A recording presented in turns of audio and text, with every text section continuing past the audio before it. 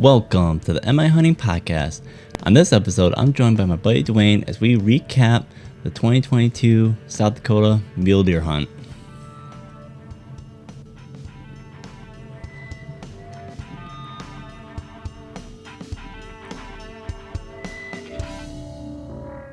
All right, hello and welcome back to the Am I Hunting Podcast. Thank you for listening as always. So this episode is a recap of the November South Dakota hunt that I went on. This is hunt number 2 going out to South Dakota, and my good friend Duane actually volunteered to go out there with me this year. Through a series of unfortunate events, he actually didn't draw a tag for this year, but he still wanted to come out and take part of that vacation time and go out there with me. And so just like we did in the year before, we ultimately decided that we were going to go after the Michigan opener. So we were both going to stay here in Michigan and hunt the rifle opener. And then shortly after, we were going to take off, usually planning on leaving about the 17th and then trying to make it back in time for Thanksgiving. So between the 17th and 22nd was our window. So in last year, if you listened to the previous episode about South Dakota, last year was whitetail hunting. This was mule deer hunting this year, which is a brand new thing for me. I've never gone on a mule deer hunt before. So entirely new experience for me, going after a little bit different type of deer. And ultimately, we were in a different area than we were the year before as well. So same general region, but it's a completely different hunt unit, which actually ended up having a lot more different terrain differences and basically kind of, habitat differences, really. I mean, we basically ended up being in 2 separate worlds in the areas that we could hunt. We basically were hunting down in the plains areas where there's a lot of canyons, and then also, up into the mountains region as well. So we basically covered both the high altitude and low altitude as well, which again, it plays into how the hunt ultimately ended up playing out. But you'll listen to more of that within the episode. But for now, here at home, today is the last day for the muzzleloader season, which I've gone out a couple different times. Basically had no success so far. Basically, I've been trying to still kind of hedge my bets at trying to do a basically tracking hunt, but we've had lack of snow through most of the time frame that I've been able to hunt. So we've had some light dusties of snow, but usually by the time it gets to the day where I can actually hunt, it basically is all melted or it's gone crusty or is old, making it to where it's not all that productive. Ultimately, I went out just the other day to an area, scouted out a new area, and tried doing some tracking or still hunting, or basically just trying to explore and hopefully catch up with a deer. But ultimately, I did get on some deer, but I couldn't stay on them. Basically the snow that was on the ground was basically just all crusty and loud. So deer heard me coming, and every time I got close to them, they would bug out before I even got a chance to really get a good look at them. But in doing so, I did find a really good spot where there was several scrapes that looked like they were relatively fresh. So definitely some rutting activity here in December, at least according to the sign.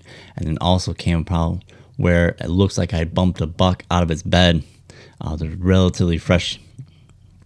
There was some really fresh scat on the ground, and the bed looked really fresh. Again, unfortunately though, the way the terrain was and the amount of brush and cover that was in there, I didn't see where the buck had gone to. I didn't even know he was in there until I stumbled upon the bed. So tonight, I'm going to go back into that same area and try to catch that buck. Hopefully he comes back to that same bedding area. Ultimately, hoping that it's going to foul that rub line and that scrape line, and then ultimately come up along a saddle into some lower fields where there's some pines and grasses and some fresh green still growing as well.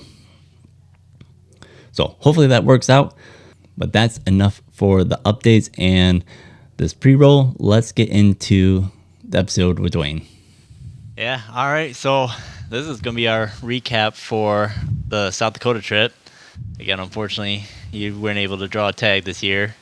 Yeah, that was an interesting story. They allowed it to the 17th. The 17th of, Was it July? yeah, I think it was July. And when I looked at it, I figured that was the whole day, but it ended up being 8 a.m. Mountain Time. I went in to put for the permit, and I did do it before Mountain Time, but it was right close to the time. The computer locked up. I called South Dakota. They said, "Oh, we'll look into it. We'll put you in." No response for a long time. I called Ty. Ty did put in. So I went for the second draw. And when I went for the second draw, I put in for some areas, and then South Dakota personally called me. I thought they were fixing my first draw, but instead they told me that it was the unfortunately they made a mistake, and that was an area that non-residents couldn't put in for. Yep. So that's, Yeah, because I looked into it a little bit later, and yeah, I mean it was zoned the hell out of public land, but it was all native ground, and yeah, you weren't supposed to apply for it if you're non-resident. so Yep. I learned a lot about the system. Yeah, we did. I think we're gonna be experts at it pretty soon because, yeah, I mean the draws, especially since they changed over to their new website, that was all new for this year. Even Gary had a hard time. Yeah, they admitted that South Dakota Game Department admitted they had problems with it, and they said they were going to fix it for me. But I suspect they were just talking niceties and wasn't much they were going to do. So Sure. But I think ultimately we've learned that for that area or for the unit that we were both trying to go for, that I think having two tags would have been extremely difficult to try to fill both of them. I agree. I think we learned definitely a valuable lesson, and I don't know. I'm not so impartial to having somebody with a tag, and it's the South Dakota game department told me. They said, "Well, if you don't get a tag, you can be the Mule." I've done that plenty of times, but ultimately, I think it's okay. I didn't mind that at all because it's all hunting and about being successful. So I think that's 2 years in a row, but next year definitely I'll apply, and I presume I will pull a tag. Yeah, and you've got the buyer's choice. I mean, you essentially have accumulated enough points for both locations that we like to hunt. So the world's your oyster, which one you want to do. Yeah, and I only like to do one so that I can spread it out. I don't want to pull two because then we would have the luck of not getting one in one area and wasting your time, and then you'd be out two permits. Right. So yeah, I mean we set up the same time frame. We hunt opening day here in Michigan, and then we roll out for a few day hunt, and then as long as we're back home by Thanksgiving or before Thanksgiving, and I think that works out pretty good, at least for both our families, I think. Yeah, those are our kind of stringent rules. We get opening day in, maybe the next day morning, and then we leave either on the 16th or the morning of the 17th. This year we did something unique. We did. Little history. Ty and I met working midnights. We did that for some years, and I worked night shift for 21 years, and Ty did it a number of years. But now we both have kind of converted to days. Yep. Ty pulls an occasional night shift, so do I, and so we thought leaving later and then driving through the night would be a good idea. I think the way it ended, it worked out. But for the first, I think half that it began, I think we were struggling. Yeah, the night shift definitely kicked our butts. I mean, we were both struggling, and we didn't have bad weather, but it wasn't good weather. No, it was a bit of struggle from time to time. And then yeah, we didn't get our second leg until the sun finally came up and we got some daylight. Then we kind of felt rejuvenated a little bit. Yeah, this is Ty and I decided to drive it straight through. We always think, we might stop somewhere. We don't. We make our stops. We're about an average of a 15-minute stop kind of person, and we just keep going. And I don't know. I talk a lot, so that probably helps Ty stay awake a little bit. But Ty has some his experience in the military allows him to sleep in a vehicle, which is good. I envy. But yeah, we had some. I think the weather just seemed worse to us on the way there, just because we were tired, and we just wanted clean roads. So yeah, but it was. I actually didn't. We didn't calculate exactly how long it took us there, but we got there around 2 in the afternoon. Yep. And initially the plan was just to get settled in, but then you were like, well, we got daylight, let's go hunting.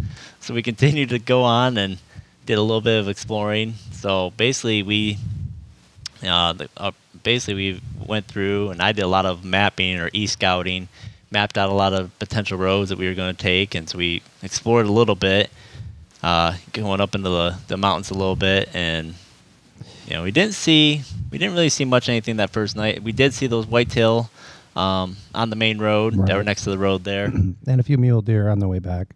That's right. Yeah, we did see a few of them. Yeah, because at that point we were extremely tired, but we're pretty optimistic because we did see some deer, not up in the hunt area, but definitely in the vicinity of where we were. Yeah, so we had some, we got to look at it a little bit, and I think we thought, okay, tomorrow's going to be just amazing, but it turned out a little different than we thought. It turned out extremely different. So I mean, you've been in that unit before when Gary and Andrew have hunted it, but even that was kind of short-lived. You didn't really do too much exploring through there. We were there no more than an hour, and we got our mule deer. Now, Andrew, this is a friend of our son. He's very much into. He wants to obtain his deer. He's not too concerned with size as long as it's legal. He's I think he likes to hunt, but he he's got his time frame and he's happy and Gary's very big. His dad is very big about, if that's the deer you want, go ahead. And he got a smaller buck, but yeah, we were there about an hour, and so we kind of seen the area. So I figured the struggle we might have is finding a bigger buck, but I did not anticipate what would happen on day one. Yeah. So I mean, we started out bright and early. Of course, we had some mule deer right in our backyard where we were staying in Hot Springs there. I mean, a stone throw away from where we were staying? Yeah, for sure. And I mean, that right away we were like, okay, this is going to be like what we're used to, seeing tons of deer. It's just going to be, making the choice, okay, what deer to get, and we want to, be patient and get a bigger deer. Again, it definitely set us up for for a little bit of a fall, I think.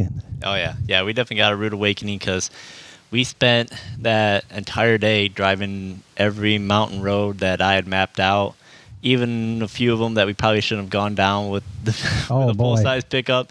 So basically, these are logging roads / mountain roads that climb up into the hills, and I mean, a lot of clay and rock, basically. So you have washout, you have rocks that are, essentially hugging the sides of the roads, in the road, ones that, they're not going to move. They'll bend metal before they move.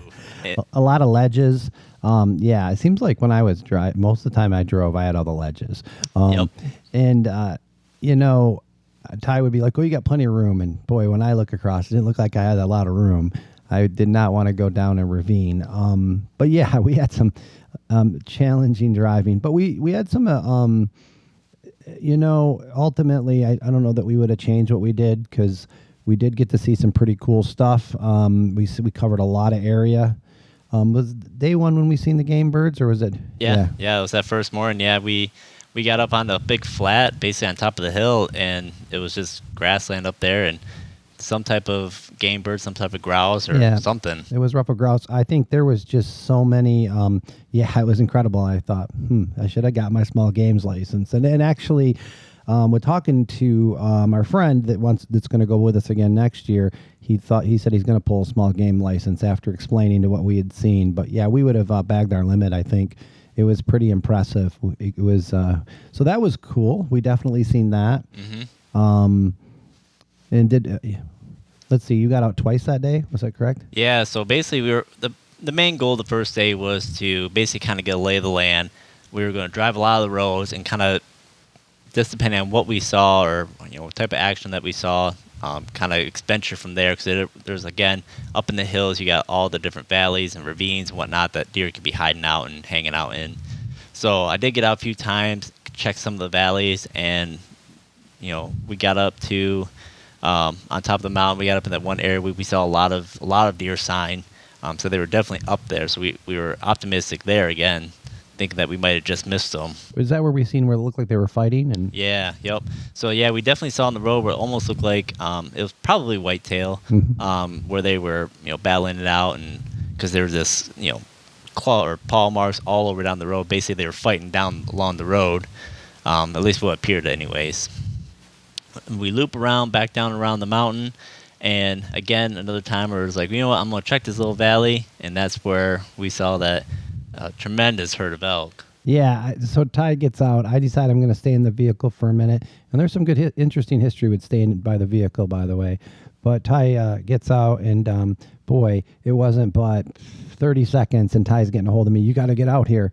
I step out of the vehicle, and I see what he's talking about. The elk are all behind the vehicle, and I think at that point, Ty was like, come on, you got to get over here. And he didn't realize there was that many.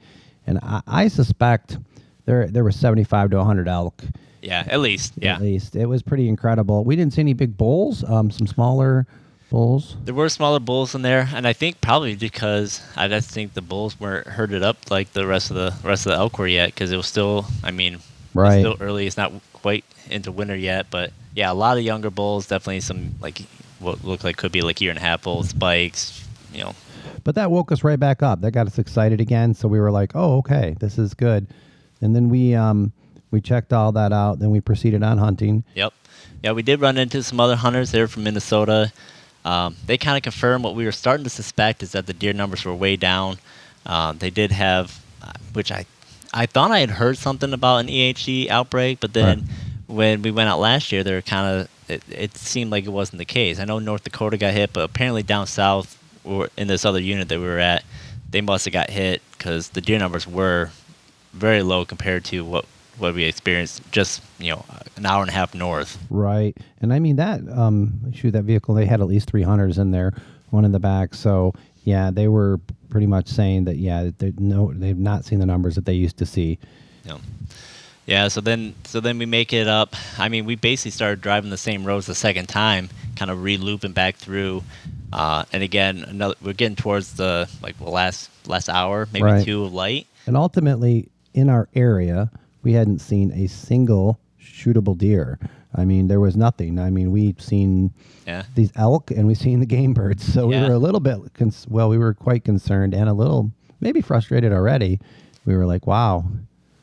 Yeah, we kind of were feeling like we were eating a little bit of humble pie, thinking that there was going to be deer all over the place like we had experienced before. Right. And yeah, I mean, outside of or inside our hunt area that we were at least for the public land that we were trying to hunt, there we hadn't encountered a single deer. So yeah, it was definitely a rude awakening of this isn't going to be as easy as we thought.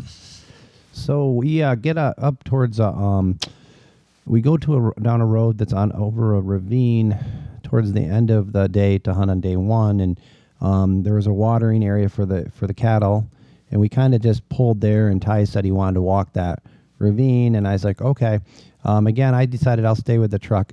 Ty goes, and it had to be maybe 7 to 10 minutes. We'll say 10 minutes.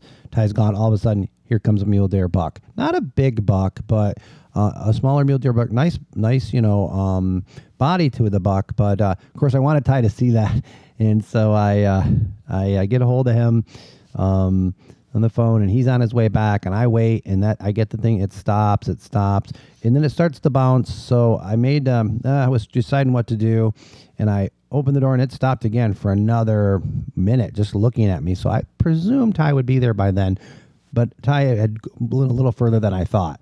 He had went 10 minutes completely the other way. So by the time he made it back, that buck had just decided, okay, I've had enough of this, and skedaddled off.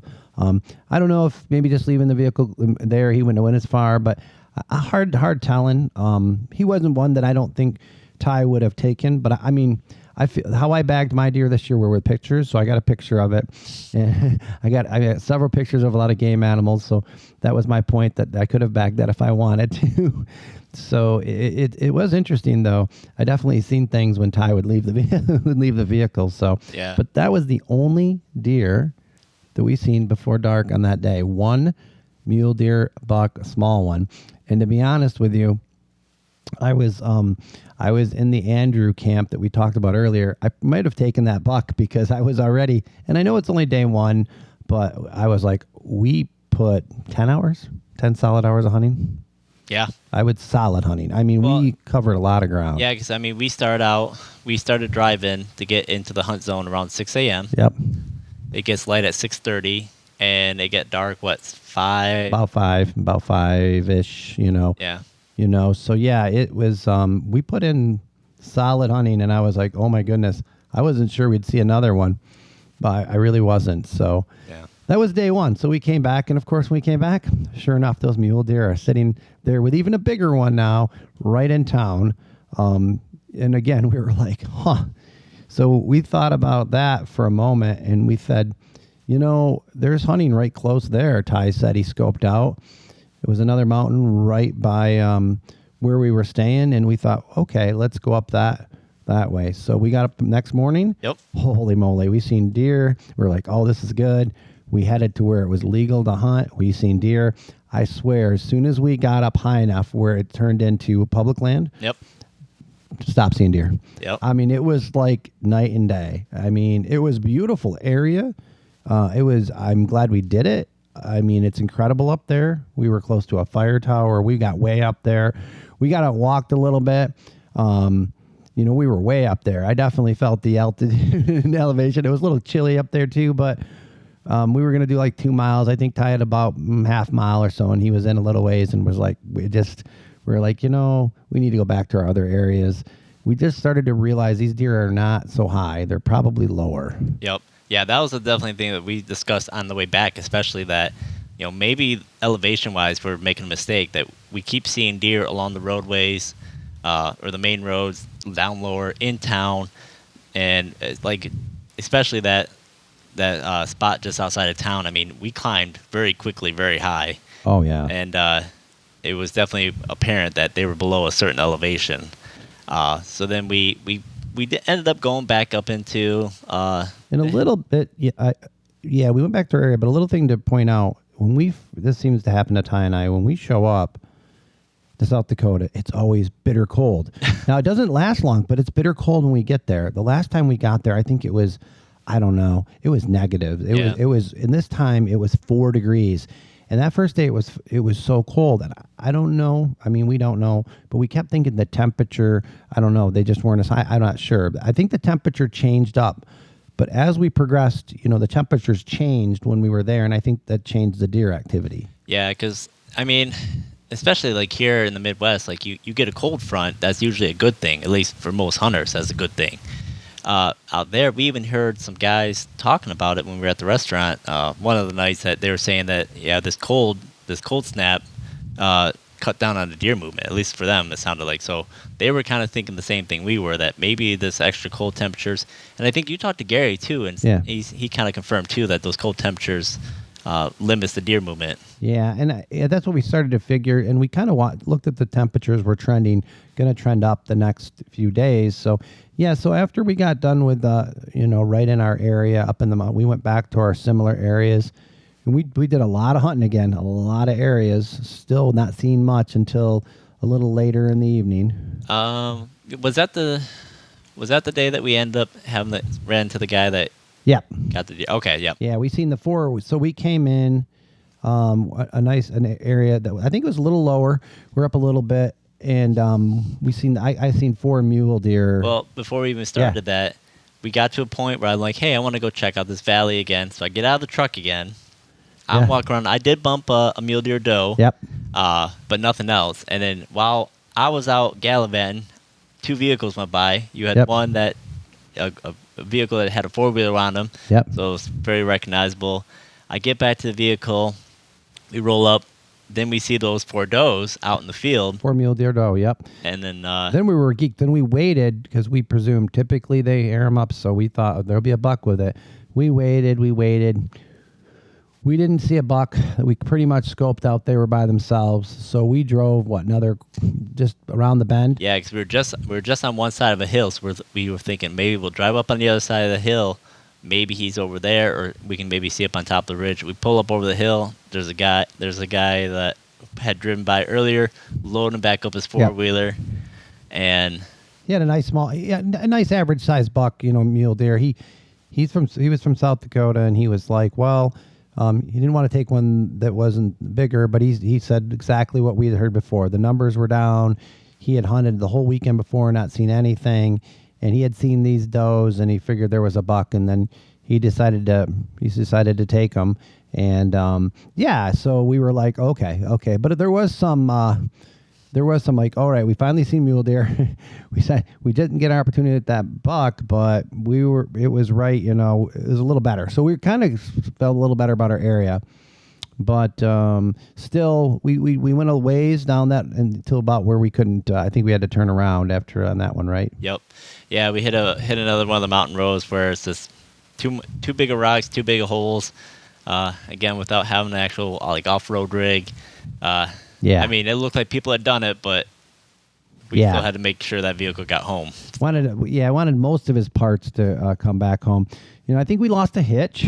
Yep. We had a drop-down hitch on there that we both said we probably should take that out, and of course it did it for us. So that didn't matter. So in the meantime, I had reached out for one of our friends in the area that is local. He's a 73-year-old man that's hunted his whole life, and kind of retired from hunting now because he's done so much of it. And he told us that, hey, just come on out, and we will go out the next day. So we decided that we hunted both those days. We put in 20 plus hours of hunting. Yeah. Well, even before we got a hold of Dennis there, I mean, we explored several other spots. Oh yeah. And then we were on like, okay, they're not up high. We need to focus on lower. So we checked out a couple other spots. Yep. It looked like someone had beaten us to the punch at one of the spots because there was a freshly processed carcass. That's true. Just inside the hunt area. Again, same thing. We came out to a spot where most of the spots looked really good. I mean, there could have been deer around any corner, but then they just weren't there. And then we did hit to a point where the road did get bad again, the big rocks and whatnot. We just figured, all right, we'll go around the other way. We got to some areas we just didn't know that it was really, I guess the term sketch, if we could go on them or not.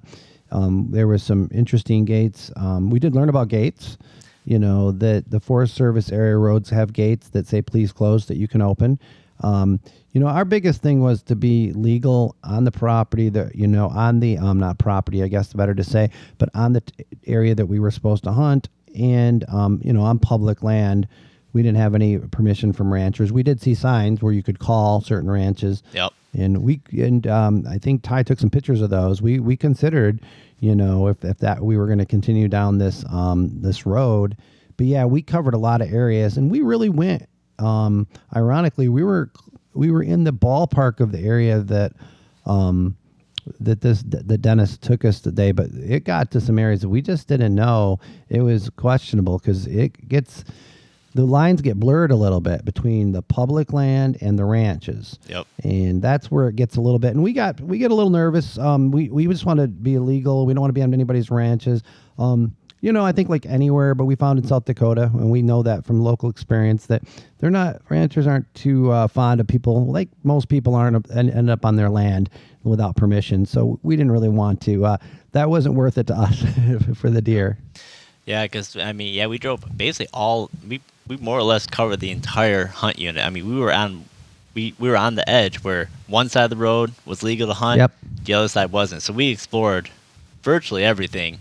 And yeah, we got down to a different area, so we got away from the mountains, down more into, I guess, the prairie, some of the more hills, yep. And where some of the canyons are.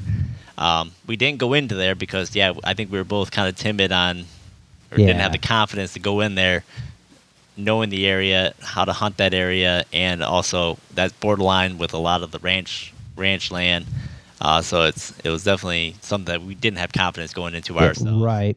It was, and what surprised me is how big the area was that we put in for. It was a lot of area. Yeah. Yep. Yeah. And again, a lot of the southern portion is a lot of ranch land. So, if we had knocked on doors, if we had called some people, we probably could have gotten some additional access to some areas. But it's just hard to tell. Yeah. It is hard to tell. And we learned if you drive around and you have orange on and you go by those ranches, you do get people, the ranchers are out there. They give you looks hey, And we just thought, well, that's not what we came. We came in here for a good time. We came in here for a good hunt, and we were by no means gonna want to, go on anybody's property without permission. That just was not our goal. Yeah, because I mean, especially that other area, it gets those lines get blended quite a bit. Whereas legitimate public land, private BLM land, and then private land that with like lot gates type deal. So yeah, it's pretty it is pretty shocking. So, but yeah, we went through that area. We drove. Oh boy, we covered so much area. It was insane. And still, our amount of deer were so low. We've seen them 4 doe, so the live deer that we could have shot because the guy took the buck, and we seen the buck the day before. So we literally seen 5 deer. I don't even think we at that time seen any whitetail in our area either. We had no, and we ran into some guys that were hunting whitetail. Oh yeah, that was his last day to hunt. We ran into a father that his son was out there hunting. He was waiting for him, and he said, yeah, it was his last day. Otherwise, he had to go back to Sioux Falls. And yeah, we were like, oh my goodness. Yeah. Because we did not see, I mean, I'm sure there's got to be some whitetail in there, but boy, they were scarce. Yep. Yeah. And the same thing. I mean, I think we had at that point kind of determined that up high is really not the place to be. Nope. Especially for the whitetail.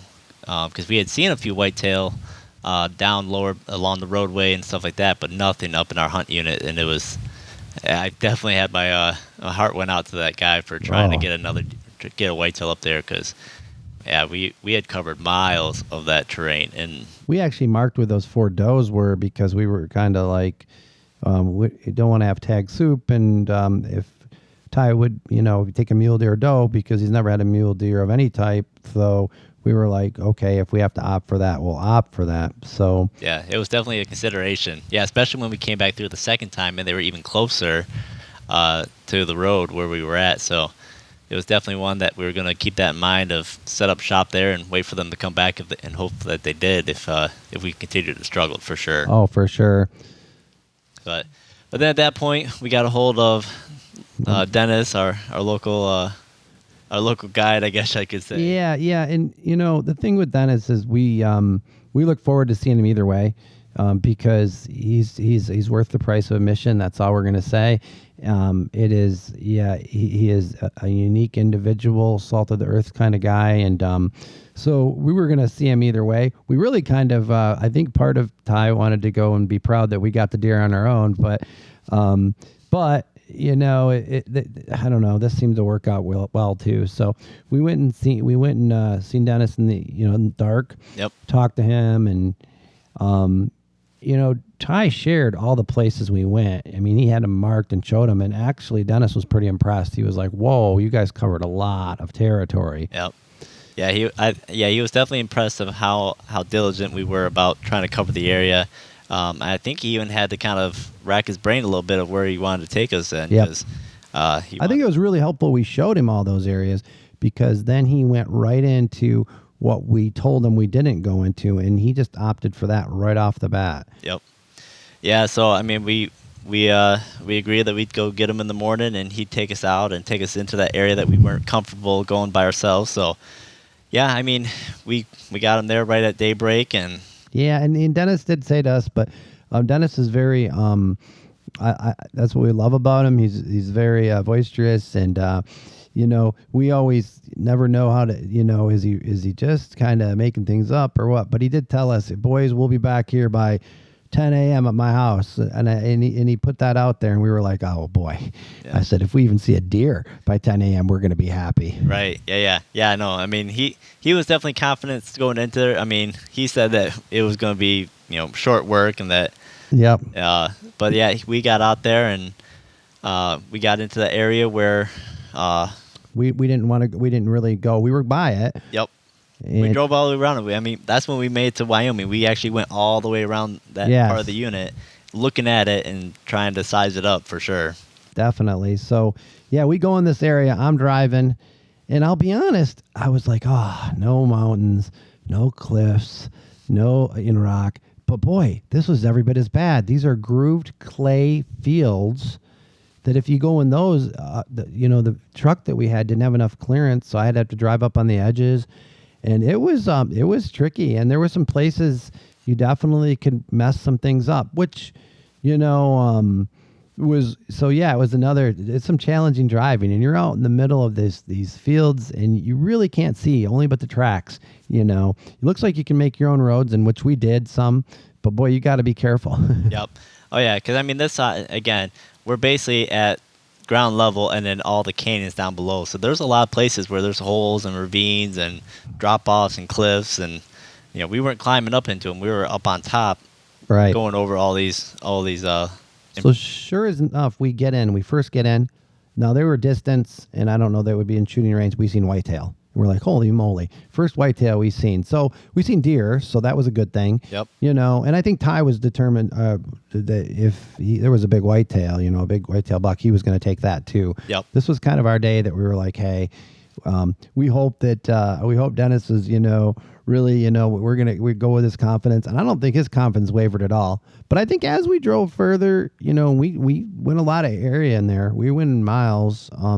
I think he was a little surprised the deer was a lot less. Yeah, he even made the comment. He's like, yeah, this is the least amount of deer, and he noted that there was a lot more whitetail in that area. Yeah, he had to even question like, are the whitetail moving in and pushing the mule deer out, which they can do. So he was definitely, but again, I don't think even with him, not seeing the deer that he was anticipating right away, he's always got the mentality, which he knows, he's been there, that they could be over that next knoll. That's what he would always put his hand up and say, just wait.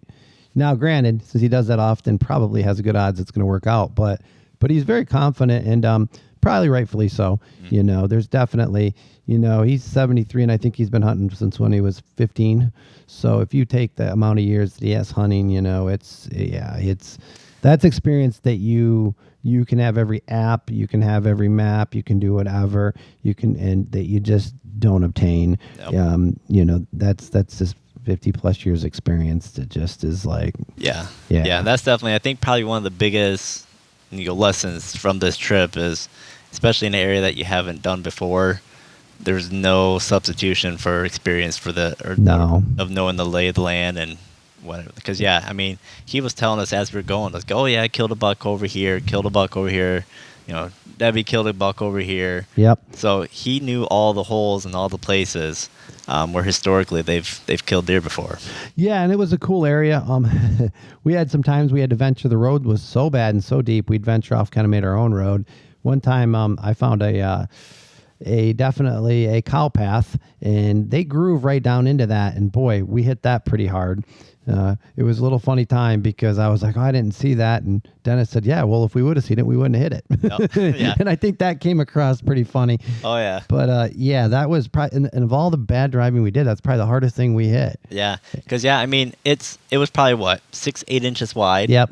But it was probably about 10 inches deep. Yeah. So it was just... It's so hard out there. Everything's just hard. I mean, besides being cold, it's that clay. It's all grooved in.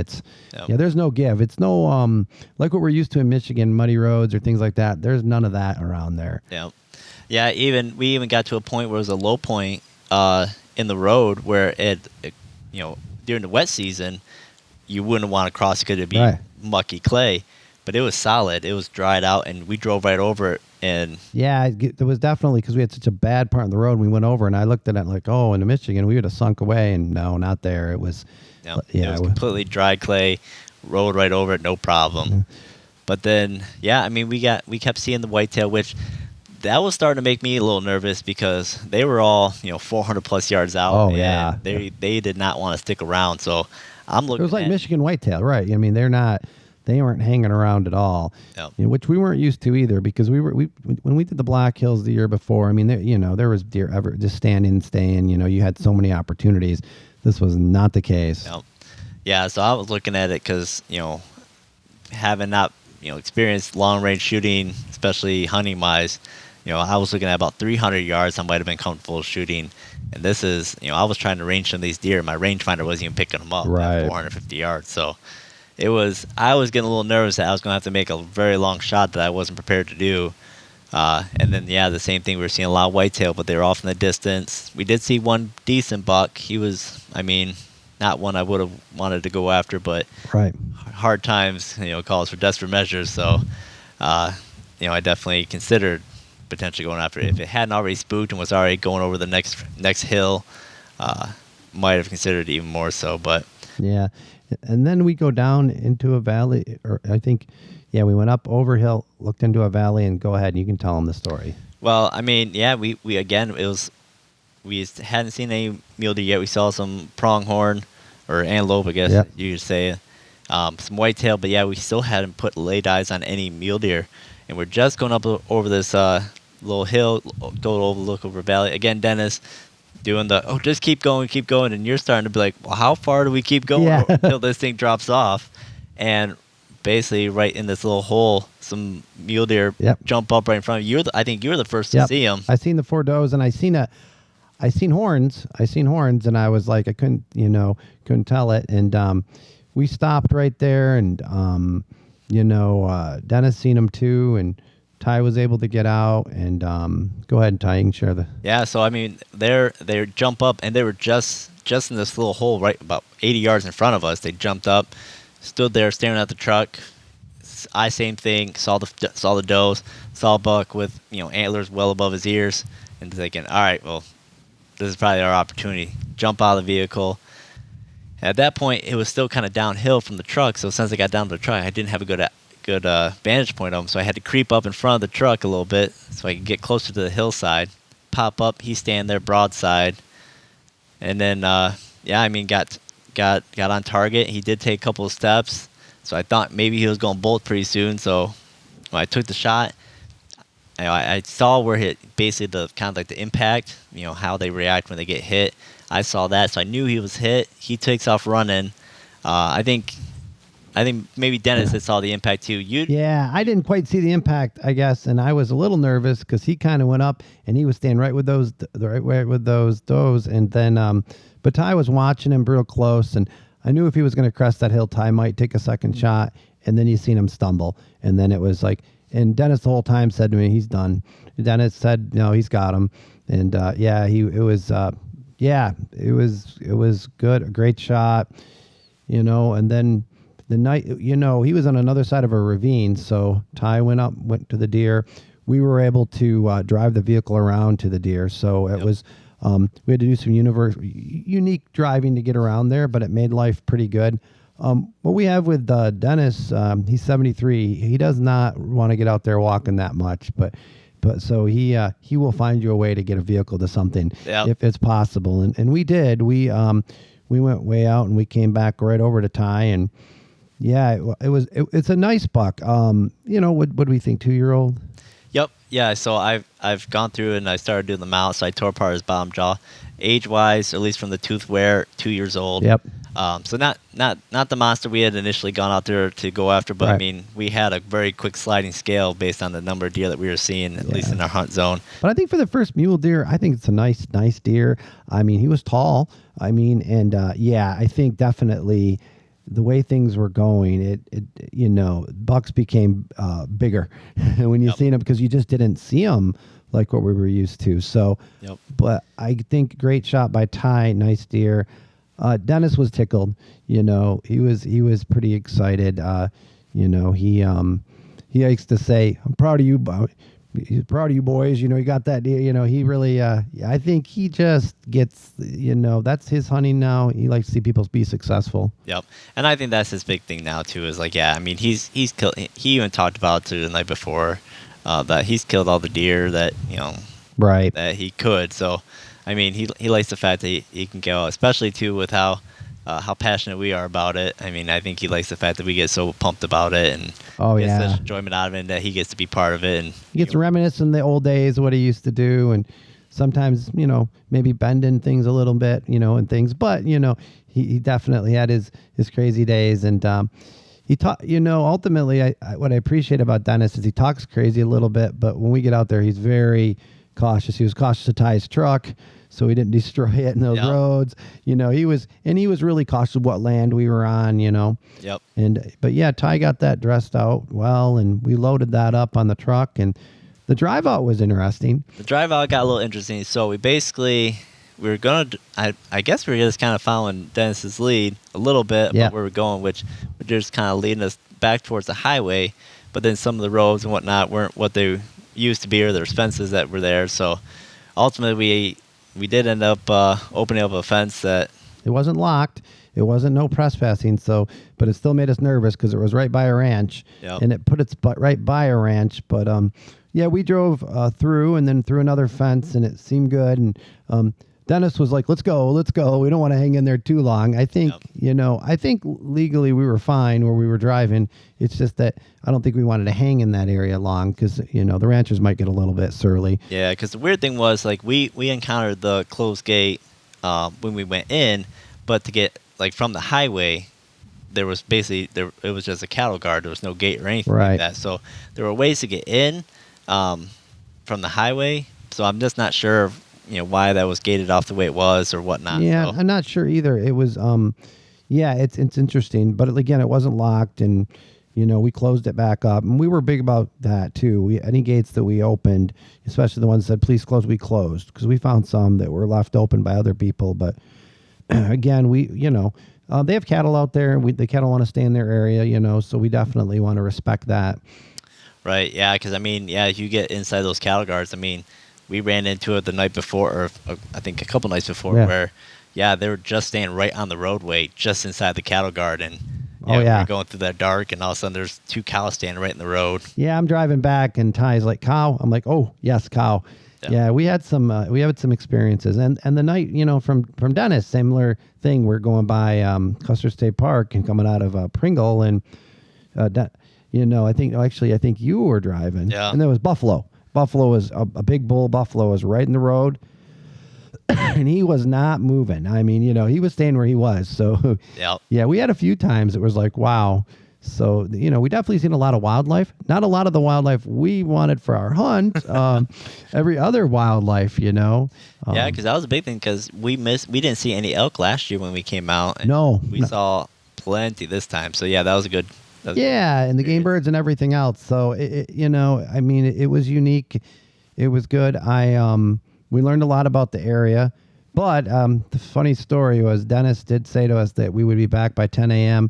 at his house after hunting. He posted that we showed back up at his house 10:01 a.m. So I guess he was a minute off, but I couldn't believe it. I was like, seriously, it was 10:01 a.m. He said, "See, boys, that's how it's done." It was pretty impressive, and I could have never anticipated, because again, the amount of driving, the amount of time, the amount of places, the Ty walked plenty, and not to see so little of what was available for us to shoot was pretty pretty humbling. So it was nice to it was nice. I think that Ty was a little relieved too, because I think it was kind of ramping up a little bit, like, oh my goodness, we going out here, we put all this time, we left in the season or whatever. I know Ty's already done an episode, I think, of the deer he's got in Michigan, and he got one opening day. So I think he was a little surprised because he was really geeked about this. And then it was like, whoa, we're out here. I could have stayed home. I was doing pretty well right there, Yeah. Yep. Yeah, I know. I know throughout the trip, or at least while we were out hunting, a lot of cliches got thrown out there that, that's why they call it hunting. They could be around any corner. It's like fishing. 10% of the water holds 90% of the fish. Yep. I know I threw that one out a couple times. So, I think a little bit of the stress of not seeing the deer that we were looking for was getting to me a little bit. And we were considering whether or not I'd be able to fill the tag, if I was going to be trying to fill it with a doe. It was. Yeah, we were reeling down pretty quick, and maybe it was just some of us, but I guess it was such a different experience than the year before. Yeah, yep. And again, terrain wise, it's not all that different, at least for most of what we focused on, which I think was kind of our downfall. We were focusing on up in the hills like we had hunted before, and I think we learned that the vast majority of the deer were much lower in elevation, off the higher hills, down more in the valleys. I would have liked to. If we'd have known that. Although, again, it worked out the way it worked out. We would have never seen the stuff we've seen if we wouldn't do it. But I would have been interesting to focus on the areas that because there were several other areas when we were driving back that he was showing us that we were like, wow, and they were lower. They were lower in elevation and more of those ravines. So I think ultimately, I know Ty did. Ty learned a lot. I learned a lot and registered from it. I'm not sure if I'll hunt that area next year or I'll put in just for the Black Hills again. I might want to let a couple of years go by in that area and let the deer herd go up. At least that's my theory. It might, Yep. my hypothesis. We'll see if it tests true. But every place we've been, I definitely registered. And who knows? Next time you go, temperatures are different and they are higher. Yep. We did see the one buck up higher. So it's not like they don't go up there. I just think temperature had to do with it, where the harems were, where the does were. Definitely, it just made a big difference. Yeah. Yeah, it'll be definitely fun to go out there for the next time that one of us gets a tag out for that unit to see, kind of take the knowledge that we learned from this trip and how we can apply it, for the future hunts and whatnot. So, Oh, yeah. I'm sure, Gary and Andrew probably are pretty close to drawing tags for that same unit. So, I'm sure we'll have to touch base with them, show them the areas that we hunted, what we learned from it, so that way hopefully they can be. Yeah, and I think he planned on they both Gary and Andrew planned on doing that unit. So I'm probably going to opt for Black Hills and save that, and I'm fine with that because if they haven't obtained their deer, I think they'll be out if we go out before we go out. If they haven't obtained their deer by then, that's fine to go in that area. The more knowledge, the better. But on top of that, I don't, they're all great areas, so it really doesn't matter to me. But I have preference points in both areas, so Yep. I definitely think, maybe one more, good year in the Black Hills, which still we did drive through the Black Hills a little bit. It's all Black Hills, but we drove in our other areas where we hunted the year before. And we still seen deer, so I think the numbers are still. I don't think they're as high as they've been, but they're still up, and I still think wouldn't have been quite as difficult to obtain a deer. We'd had more choices. Yeah. But Yeah, like you said, it's with that it being further north and whatnot, in the thicker part of the Black Hills, I do think there was deer numbers up there because even when after we dropped off Dennis, we were heading back. It was like 11, and we ran into some does just outside of town. So, and they were crossing the road and whatnot. So they were definitely moving around a lot more than we had seen most of the rest of the trip. So it's you're just taking a gamble. It's what the weather does when you get out there, and the weather changes out there often. You typically have a lot of sun, but boy, I tell you, it must be just that must be that time of year that we just always seem to, when we get there, hit the really cold. we get a cold front. Yeah. I don't know if your truck got stuck on 4 degrees or not, but boy, that entire day it was 4 degrees when we were up there. Yeah. It was I was like, my goodness, this is not getting warmer. I'm like, and I don't know, when you get 4 degrees with really no snow versus 4 degrees with a bunch of snow, I swear, to me, it always feels colder. I don't know, but Well, it didn't help too. We had some sustaining winds. When we drove out there, we were 30-mile-an-hour winds. Yeah, and 30 going across the plains. Like I said, we got probably close to about 100 miles less on that tank of gas. oh yeah. Than we had the whole rest of the trip. You're Just when we were driving into the speed headwind. limit of 80 miles an hour into that headwind at 30. Yeah, it was insane. The winds that we got out there. We always, I think on the way back, it definitely helped. Oh, yeah. The winds had the tail, so it made a big difference. So, yeah, we had high winds, cold weather when we were there. The weather progressively got better, and I think the deer hunting progressively got better. Yep. So it definitely changed it. But I think ultimately we had a great time. We learned a lot. When we were done hunting, we needed to kind of get back. We had a little bit of a dump of snow here in northern Michigan. I didn't anticipate any plow stuff would have to happen, and I don't know. We ended up getting a couple feet here, and I was like, so Ty and I were also nervous driving back what the weather was going to be like. Ultimately, driving back, best roads ever. Yep. The entire trip, we ran into nothing. It was just amazing, like 10 times better than on the way out there. We end up stopping at a gun store in Wisconsin. Well, it's a gun store / gas station. It's incredible. / Yeah. bait shop / whatever your heart desires. Yeah, we should get them as a sponsor. They're nice. They're nice guys. We were talking to them, and I wanted to get some 44 Special.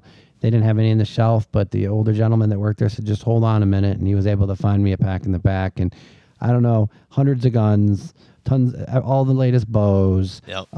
Yeah, it's a dream store, and you'd never know unless you walked in that store. Yep. What it is, and that was one of our stops, and we were able to stop and do that, and we just we did get our pizza ranch in. Yep.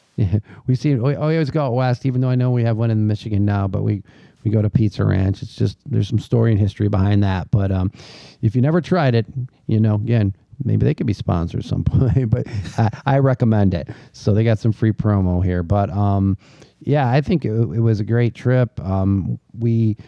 Ty and I always say, we're not going to kill ourselves and we might stop or whatever. But I think between the two of us, we normally can muscle through and do the whole thing. And it's hard.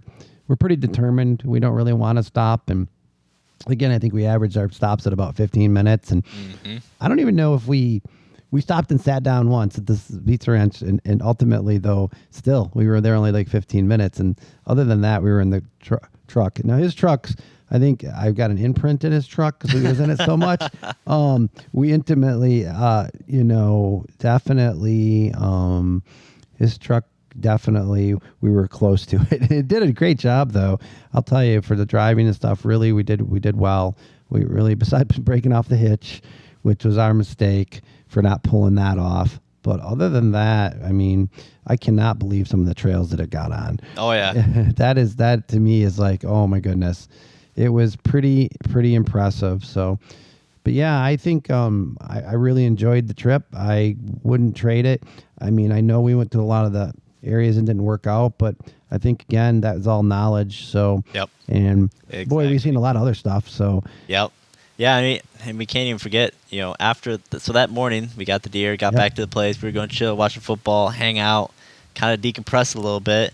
As we were leaving to go get the pizza, you step out and almost trip over. Oh my goodness! Big old massive 4x4 buck. Yeah, 4x4 mule deer right there, and he's with his does, and Ty comes out, and then we stay there watching that buck, and then he kind of turns and kind of comes towards us. I see Ty walking back up towards the door, and the doe turned the other way, so he didn't do much. But yeah, there's some in Hot Springs. There's some pretty good amount of bucks. I mean, deer that are protected. Yeah, some city deer. City deer, definitely. And we've seen this in a lot of these cities, our towns. These, Pringle. Dennis was telling us how they had a big one down there with a drop tine. Sure, they're not stupid. They know areas that they can chill and not, be hunted.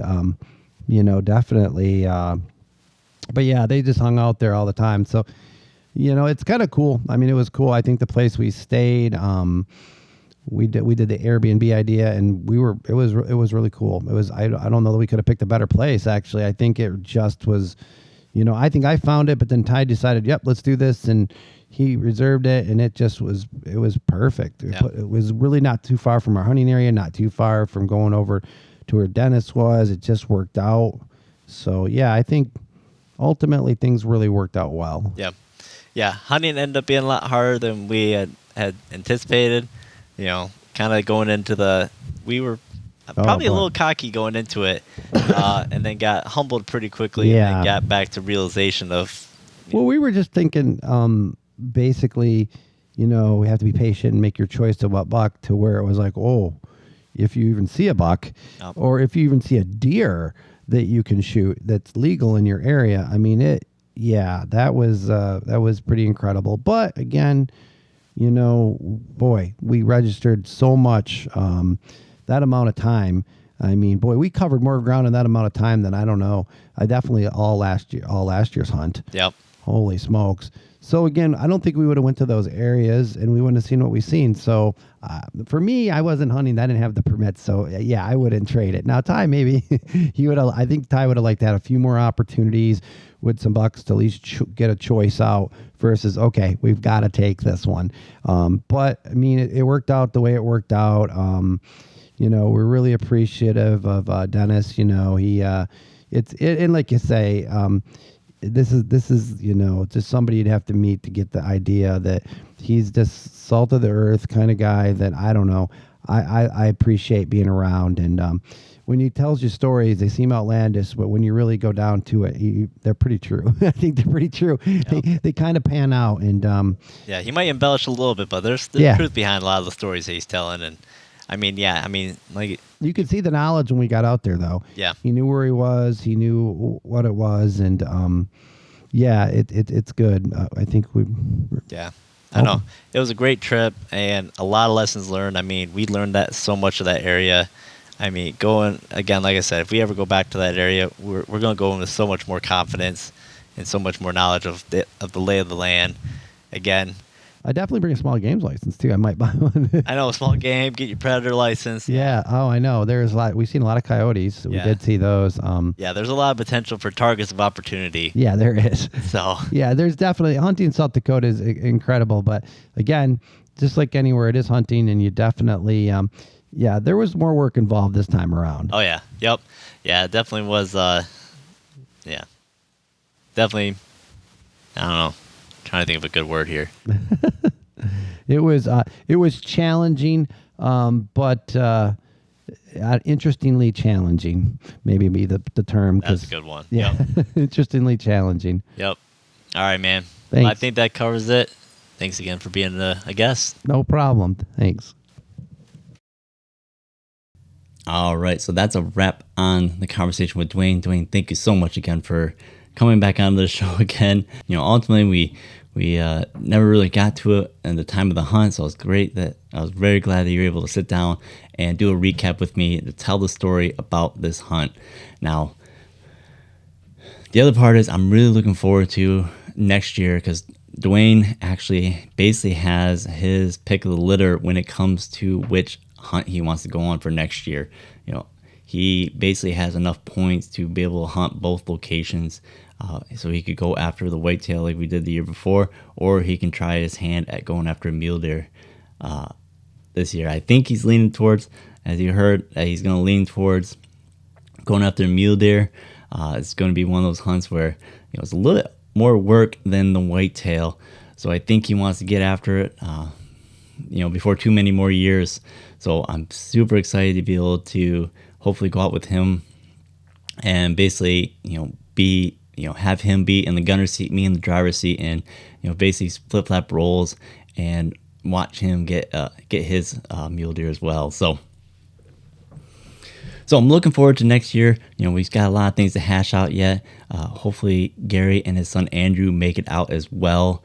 So we can hopefully kind of bounce some ideas off. You know, basically we did a lot of mapping of the area and where we found deer and where we didn't. So I'm looking forward to hopefully be able to share that information with Gary and Andrew. You know, basically kind of trade ideas of where the deer are, you know, what the game plan will be. So I'm super excited about that. But again, that'll be up for the next coming months over the next year. So with that, you know, again, muzzleloader season's closing today, so I'm gonna be getting out this afternoon for the last hunt with that. And then of course we've got the late antlerless season. So my goal is to hopefully go out with my bow again. I've ordered up a different type of broadhead that I want to give it a try from VPA. You know, ultimately I'm gonna try my hand at using a single bevel. So I'm gonna be doing a little bit more work on my arrows to get them finally tuned with that broadhead as well. And then ultimately, the goal is to be able to get my sister out during this late season as well to have her harvest her first deer. So with that, that's a wrap on this episode. Again, thank you as always for listening. And with that, get out there, be safe, and have fun.